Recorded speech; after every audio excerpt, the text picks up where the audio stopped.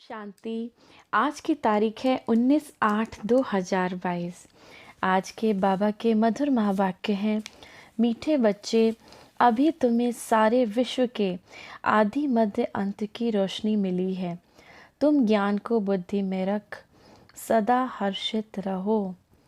प्रश्न है आज की मुरली से, अभी तुम बच्चों की बहुत ज़बरदस्त तकदीर बन रही है। कौन सी और कैसे? उत्तर, अभी तुम श्रीमत पर चल 21 जन्मों के लिए बाप से बेहद का बरसा ले रहे हो। 21 जन्मों के लिए बाप से बेहद का बरसा ले रहे हो। श्रीमत पर तुम्हारी सब मनोकामनाएं पूरी हो रही हैं। ये तुम्हारी ज़बरदस्त तकदीर है। तुम 84 जन्म लेने वाले बच्चे ही चक्र लगाकर अभी ब्राह्मण बने हो, फिर देवता बनेंगे। ऊंची तकदीर तब बनती है जब बुद्धि योग बल और ज्ञान बल से माया रावण पर जीत पाते हो। तुम्हारी बुद्धि में है कि हम बाप के पास आए हैं अपनी तकदीर बनाने। हम बाप के पास आए हैं अपनी तकदीर बनाने, अर्थात लक्ष्मी नारायण का पद पाने। गीत है आज की मुरली से, तकदीर जगा कर आई हूँ। ओम शांति। ये भगवान की पाठशाला है। यहाँ है ही भगवानुवाच बच्चों प्रति। गीत की पहली लाइन है, तकदीर जगा कर आई हूँ। इस ईश्वरीय पाठशाला व बेहद बाप की पाठशाला में भगवान तो एक को ही कहा जाता है। भगवान अनेक नहीं होते हैं। सभी आत्माओं का बाप एक परमपिता परमात्मा शिव बाप है। अब एक बाप और अनेक बच्चों का ये संगठन व मेला, ज्ञान सागर और ज्ञान नदियाँ। पानी के सागर को ज्ञान सागर नहीं कहेंगे। ज्ञान सागर से ये ज्ञान नदियाँ निकलती हैं, उनका ये मेला है। वह है भक्ति, ये है ज्ञान। ज्ञान को कहा जाता है ब्रह्मा का दिन, सतयुगी त्रेता, और भक्ति है रात द्वापर कलयुग। सतयुग त्रेता में है सदगति, सुखधाम में जाना होता है। सदगति तो कौन देगा? एक बाप ही करेंगे। वह है सदगति दाता। शिव बाबा है सदगति दाता। तुम्हारी अब सदगति हो रही है, अर्थात पतित से पावन बन रहे हो। राजयोग सीख तमो प्रधान से सतो प्रधान बन रहे हो। सतो प्रधान बनेंगे तब ही स्वर्ग में जाएंगे। फिर सतो प्रधान से तमो प्रधान में तुम कैसे आते हो? ये चक्र है ना। भारत स्वर्ग था, उसमें लक्ष्मी नारायण का राज्य था। अभी तक भी मंदिर आदि बनाते रहते हैं। सतयुग में ये थे जरूर, अभी तो कलयुग है। सतयुग में यथा महाराजा महारानी तथा प्रजा पावन थे। लक्ष्मी नारायण को महाराजा महारानी कहा जाता है। बचपन में वह महाराज कुमार श्री कृष्ण और महाराज कुमारी राधे थे। लक्ष्मी नारायण को ही क्या कहता है? बचपन में श्री कृष्ण और महाराज कुमारी राधे थी। आज कहते हैं कृष्ण जन्माष्टमी है। अब अष्टमी क्यों कहा है? शास्त्रों का भी जो सार है वह तुमको समझाया जाता है। चित्रों में भी दिखाते हैं, विष्णु की नाभि से ब्रह्मा निकला। ऐसे नहीं विष्णु बैठ ब्रह्मा द्वारा शास्त्रों को सार समझाते हैं, नहीं। परम पिता परमात्मा शिव परम धाम से आकर ब्रह्मा तन का आधार ले तुमको ये राज समझाते हैं। मनुष्य इतनी मेहनत करते हैं कि भक्ति करते हैं, मिलता कुछ भी नहीं। मनुष्य इतनी मेहनत करते हैं, भक्ति करते हैं, लेकिन मिलता कुछ भी नहीं। कितने तीर्थ जाते हैं, जब तप व्रत करते हैं। इसीलिए भगवान कहते हैं जब भक्ति पूरी होती है तब फिर मैं आता हूँ, क्योंकि तुम्हारी पूरी दुर्गति हो जाती है। कलयुग में आत्माओं की दुर्गति हो जाती है, तब भगवान इस धरा पर आते हैं। सतयुग त्रेता में तो तुम अपना राज्य भाग्य पाते हो, सूर्यवंशी चंद्रवंशी, फिर तुम गिरते जाते हो। ये सब बुद्धि में याद रखना है। तुम बच्चों को अब सारे विश्व के आदि मध्य अंत की रोशनी मिली है और कोई की बुद्धि में यह रोशनी नहीं है। तुम जानते हो सबसे ऊपर है शिव बाबा, पीछे सूक्ष्म बतन में ब्रह्मा विष्णु शंकर, स्थूल बतन में है ये मनुष्य सृष्टि। मनुष्य सृष्टि में भी पहले पहले जगत अम्बा जगत पिता नाम गाया हुआ है। मनुष्य सृष्टि में पहले पहले जगत अम्बा जगत पिता नाम गाया हुआ है। सूक्ष्म बतन में सिर्फ ब्रह्मा ही दिखाते हैं। उनको कहेंगे ब्रह्मा देवताएं नमः, विष्णु देवताएं नमः। यहाँ जो ये ब्रह्मा सरस्वती हैं, ये कौन है? यहाँ जो ब्रह्मा बाबा को और मम्मा को सरस्वती कहते हैं, तो बाबा कहते हैं यहाँ जो ब्रह्मा सरस्वती है, ये कौन है? ब्रह्मा की बहुत महिमा है। ब्रह्मा की बेटी तो तुम भी हो। ब्रह्मा के बेटे आप सब भी हैं ना। बाबा कहते हैं ब्रह्मा की बेटी तुम भी हो। प्रजापिता तो जरूर यहाँ होगा, सूक्ष्म बतन में तो नहीं होगा। बाप को प्रजापिता द्वारा ही ज्ञान देना है। विष्णु को व शंकर को ज्ञान सागर नहीं कहा जाता। बाप को तो श्री श्री कहा जाता है। शिव बाबा को तो श्री श्री कहा जाता है। वह है श्रेष्ठ ते श्रेष्ठ, ऊंच से ऊंच भगवान। वह फिर रचना रचते हैं श्री राधे श्री कृष्ण। वह स्वयंवर के बाद बनते हैं महाराजा श्री लक्ष्मी नारायण। श्री नारायण श्री लक्ष्मी। सतयुग में उन्हों का राज्य चलता है। त्रेता में है राम सीता का राज्य। स्वर्ग सतयुग को कहा जाता है। फिर जब 2 कला कम हो जाती है तो क्या होता है? 16 कला से 14 कला में आ गए। फिर द्वापर से भक्ति मार्ग शुरू होता है। अभी बाप कहते हैं तुम बच्चों को मैं सदगति में ले जाता हूँ। भारत पावन था, फिर पतित किसने बनाया? रावण ने।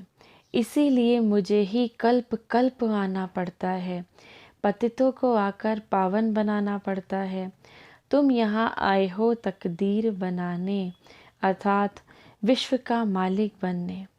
बाप समझाते हैं बुद्धि में रखो, तुम ही सो देवी देवता थे। अब ब्राह्मण बने हो, फिर देवता बनेंगे। यह बाजोली है। पहले पहले है चोटी, उसके ऊपर में शिव बाबा। फिर ये ब्राह्मणों की रचना रची। पहले पहले है चोटी, उसके ऊपर है शिव बाबा, फिर ब्राह्मणों की रचना रची। एडॉप्ट किया। एडॉप्ट किया माना गोद लिया। जैसे बाप बच्चों का पिता है, वह हद के पिता है। जैसे आपके पिता होते हैं ना हद के, ये है बेहद का पिता। ये हम आत्माओं का पिता है। प्रजापिता ब्रह्मा को ग्रेट ग्रेट ग्रैंडफादर कहा जाता है। इस संगम पर उनकी महिमा है। जबकि शिव बाबा आकर एडॉप्ट करते हैं ब्रह्मा सरस्वती और तुम बच्चों को। शिव बाबा किसको एडॉप्ट करते हैं? ब्रह्मा को, सरस्वती को और तुम सब ब्राह्मण बच्चों को। अभी फिर तुमको पावन बना रहे हैं। तुम जानते हो हम बाप से फिर से वर्षा लेने आए हैं, कलप कलप लेते आए हैं। फिर जब रावण राज्य शुरू होता है तो क्या होता है? तो गिरना शुरू हो जाता है, अर्थात पावन से पतित बनते हैं। अब सारी सृष्टि में रावण राज्य है। सब दुखी हैं। सब कहाँ है? शोक वाटिका में। सब बच्चे इस समय कहाँ हैं? शोक वाटिका में। सतयुग में तो दुख की बात ही नहीं होती। आज है श्री कृष्ण जन्माष्टमी। कहते हैं देवकी को 8वां नंबर बच्चा श्री कृष्ण पैदा हुआ। अब 8वां नंबर कृष्ण जन्म लेगा क्या? कृष्ण का जन्म तो होता है सतयुग में। वह बैकुंठ का फर्स्ट प्रिंस है। कृष्ण बैकुंठ का फर्स्ट प्रिंस है, पहला राजकुमार है। उन्हें फिर द्वापर में ले गए। तो ये गपोड़ा हुआ ना। अब तुम बच्चे जानते हो अभी वह आत्मा अंतिम जन्म में पड़ रही है। कृष्ण की आत्मा अंतिम जन्म में पड़ रही है। सतयुग में कृष्ण के माँ बाप को 8 बच्चे तो होते नहीं, सतयुग में तो है ही 2 बच्चों का। कितने बच्चे हैं सतयुग में? 2 बच्चों का है। तो बाबा कहते हैं सतयुग में तो 8 बच्चे होते नहीं। ये शास्त्र भी ड्रामानुसार सब पहले से ही बने हुए हैं। अब बाप सभी शास्त्रों का सार समझाते हैं। भगवानुवाच तुमको यह ज्ञान सुनाते हैं। इसमें गीत व श्लोक आदि की बात नहीं, ये तो पढ़ाई है। बाकी ये शास्त्र आदि सब भक्ति मार्ग की सामग्री है। भक्ति शुरू होने से ही पहले पहले शिव बाबा का सोमनाथ मंदिर बनाते हैं। पहले पहले होती है शिव बाबा की अव्यभिचारी भक्ति, और ये है शिव बाबा का अव्यभिचारी ज्ञान, जिसको तुम पावन बनते हो, जिससे ज्ञान सुनकर तुम पावन बनते हो। भक्ति के बाद वैराग्य गाया हुआ है। तुमको इस सारी पुरानी सृष्टि से वैराग्य है। इस सृष्टि से वैराग्य है ना बच्चों को। तो बाबा कहते हैं तुमको इस सारी पुरानी सृष्टि से वैराग्य है। पुरानी सृष्टि जरूर विनाश हो, तब फिर नई स्थापन हो। ये वही महाभारत लड़ाई है जो कल्प पहले भी हुई थी। मूसल आदि नेचुरल कैलेमिटीज जो हुई थी वह फिर होनी है। देवताएं कभी पतित दुनिया पर पैर नहीं रखते हैं, महालक्ष्मी का आवाहन करते हैं, हर वर्ष उनसे धन मांगते हैं। बाबा कहते हैं देवताएं तो कभी पतित दुनिया पे पैर नहीं रखते हैं, और यहाँ पर क्या होता है, महालक्ष्मी का आवाहन करते हैं, हर वर्ष उनसे धन मांगते हैं। लक्ष्मी नारायण दोनों इकट्ठे हैं। महालक्ष्मी के 4 भुजा दिखाते हैं। दीपमाला पर उनकी पूजा करते हैं। हर वर्ष भारतवासी भीख मांगते हैं। ये हैं विष्णु के 2 रूप। मनुष्य इन बातों को जानते नहीं। इस समय है प्रजापिता आदि देव और जगत अम्बा आदि देवी। अभी श्रीमत पर तुम्हारी सब मनोकामनाएं पूरी होती हैं। 21 जन्मों के लिए तुम राज्य भाग्य लेते हो। ये ब्रह्मा है साकारी पिता, शिव बाबा है निराकारी पिता। ब्रह्मा बाबा है साकारी पिता और शिव बाबा है निराकारी पिता। बरसा तुमको उनसे मिलना है। किससे? शिव बाबा से। वह है स्वर्ग का रचयिता। तुम 21 जन्मों के लिए बरसा पा रहे हो। कितनी जबरदस्त तकदीर है। अपनी तकदीर पर नाज होता है ना सब बच्चों को। कितनी जबरदस्त तकदीर है। यहाँ थोड़े समय के लिए भी कोई सुख देता है तो हम कितना खुश होते हैं, और बाबा हमें 21 जन्म के लिए वर्षा दे रहे हैं। तो कितनी जबरदस्त तकदीर हो गई हम सब ब्राह्मण बच्चों की। ये भी जानते हो आएंगे यही वही जिन्होंने 84 जन्म का चक्र लगाया है, वही आकर ब्राह्मण बनेंगे। ब्राह्मण ही फिर देवता बनेंगे। अभी तुम बच्चे किसकी जयंती मनाएंगे? तुमको लक्ष्मी नारायण की मनानी पड़ेगी ज्ञान सहित। वह छोटेपन में है राधे कृष्ण, तो दोनों की मनानी पड़े। सिर्फ कृष्ण की क्यों? वो तो कृष्ण को द्वापर में ले गए, भक्ति मार्ग वाले कृष्ण को द्वापर में ले गए। राधे और कृष्ण तो अलग अलग घर के हैं, फिर मिलते हैं तो दोनों की इकट्ठी मनानी चाहिए। बाबा कहते हैं दोनों की, राधे और कृष्ण की इकट्ठी जयंती मनाना चाहिए। नहीं तो समझते नहीं कि कृष्ण का जन्म कब हुआ। तुम अब समझते हो कृष्ण का जन्म सतयुग आदि में हुआ था। राधे का भी सतयुग आदि में कहेंगे, करके 2-4 वर्ष का अंतर होगा दोनों में। तुम्हारे लिए सबसे सर्वोत्तम तो है शिव जयंती। हम सब ब्राह्मणों के लिए सबसे सर्वोत्तम कौन सी है? शिव जयंती। बस मेरा तो एक शिव बाबा, दूसरा ना कोई। तुम अब देवता बन रहे हो, लक्ष्मी नारायण राम सीता बन रहे हो, यह भी समझाया है। राम सीता को क्षत्रिय चंद्रवंशी क्यों कहा जाता है? जो नापास होते हैं वह चंद्रवंशी घराने में आते हैं। ये है माया के साथ युद्ध। रावण पर विजय प्राप्त करते हो इस युद्ध के मैदान में। बाकी पांडवों कौरवों की लड़ाई है नहीं। तुमको क्या करना है? तुम सब बच्चों को क्या करना है, अब माया पर जीत पानी है। बाप आत्माओं को कहते हैं माँ में कम याद करो। बाबा बार बार हर मुरली में एक ही शब्द कहते हैं, एक ही वचन बाबा का सबसे ज़्यादा रहता है, क्योंकि उससे हम सब ब्राह्मण आत्माओं के विकर्म विनाश होंगे। बाप आत्मा को कहते हैं माँ में कम, सिर्फ एक मुझको याद करो तो तुम्हारे विकर्म विनाश होंगे और क्या होगा, माया पर जीत हो जाएगी। बुद्धि योग बल और ज्ञान बल से माया पर विजय प्राप्त करनी है। भारत का प्राचीन योग बल मशहूर है, जिससे तुम रावण पर जीत पाकर राज्य लेते हो। बड़ी से बड़ी तकदीर है ना। मुख्य बात है बेहद बाप को और 21 जन्म सदा सुख के बरसे को याद करना है। सेकंड में स्वर्ग की बादशाही। जब तक बाप की पहचान बुद्धि में नहीं बैठी तब तक समझ नहीं सकेंगे। यहाँ कोई साधु संत आदि नहीं है, ना कोई गीता व शास्त्र आदि सुनाते हैं जैसे साधु लोग सुनाते हैं। गांधी भी गीता सुनाते थे और फिर गाते थे पतित पावन सीताराम। अब गीता तो भगवान ने गाई। अगर गीता का भगवान कृष्ण था फिर राम सीता को क्यों याद करते थे। वास्तव में सीताएं तुम हो, राम है निराकार भगवान। सभी भक्त पुकारते हैं हे राम हे भगवान, आप आकर हम सीताओं को पावन बनाओ। फिर रघुपति राघव राजा राम कह देते हैं। सुनी सुनाई बात को पकड़ लिया है। फिर गंगा को पतित पावनी क्यों कहते हैं। भक्ति मार्ग में बहुत जाते हैं, गंगा में बहुत जाते हैं डुबकियां लगाने। वर्ष वर्ष मेला लगता है, वहाँ जाकर बैठते हैं। तुम कहाँ बैठे हो, तुम सब बच्चे कहाँ बैठे हो, ज्ञान सागर के पास। फिर पानी में जाकर स्नान करके आते हैं। पावन तो बनते नहीं, भल कितनी डुबकी गंगा में लगा लें, पावन तो बनते नहीं, पतित ही बनते आए हैं।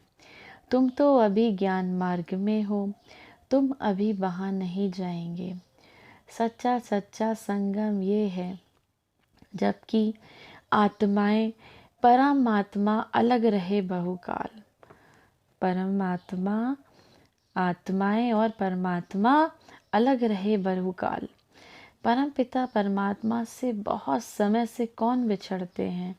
वही जो पहले पहले सतयुग में थे, तो ज़रूर उनसे ही पहले पहले भगवान मिलेंगे। जो सतयुग में थे पहले पहले वही बिछड़ते हैं, तो पहले पहले उनसे ही भगवान मिलेंगे, पहले वही आएंगे। यहाँ ज़रूर पढ़ना पड़े।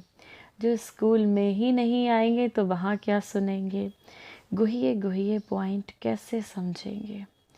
कोई कहते हैं फुर्सत नहीं, बाप कहते हैं ये है सच्ची कमाई, वह है झूठी।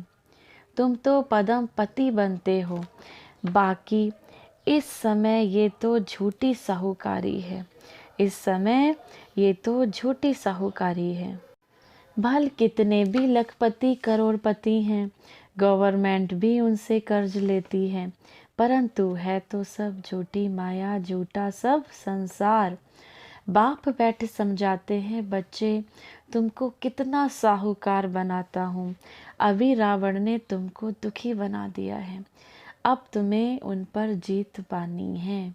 लड़ाई की कोई बात नहीं, लड़ाई से विश्व का मालिक नहीं बनते, तुम योग बल से विश्व का मालिक बनते हो।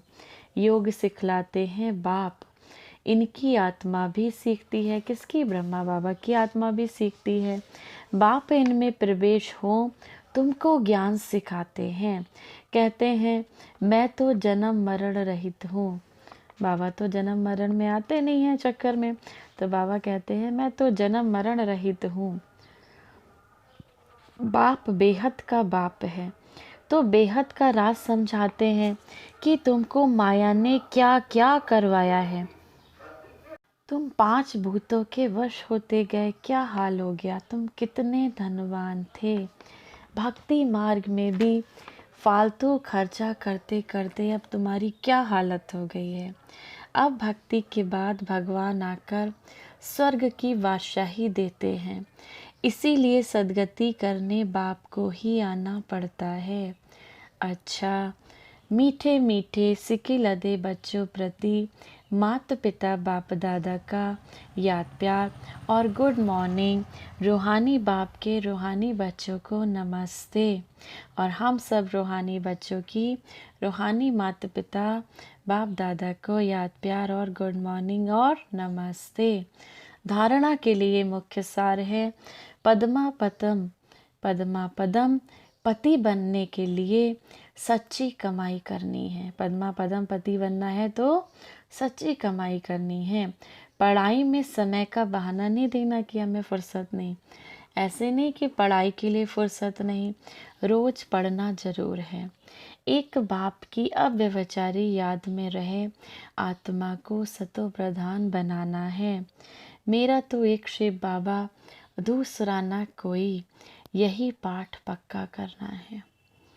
वरदान है आज की मुरली से, सदा एक बाप के स्नेह में समाये हुए, सर्व प्राप्तियों में संपन्न और संतुष्ट भव। जो बच्चे सदा एक बाप के स्नेह में समाये हुए हैं, बाप उनसे जुदा नहीं और वे बाप से जुदा नहीं। हर समय बाप के स्नेह के रिटर्न में सर्व प्राप्तियों से संपन्न और संतुष्ट रहते हैं। इसीलिए उन्हें किसी भी प्रकार का सहारा आकर्षित नहीं कर सकता। स्नेह में समाई हुई आत्माएं सदा सर्व प्राप्ति संपन्न होने के कारण सहज ही एक बाप दूसरा न कोई इस अनुभूति में रहती हैं।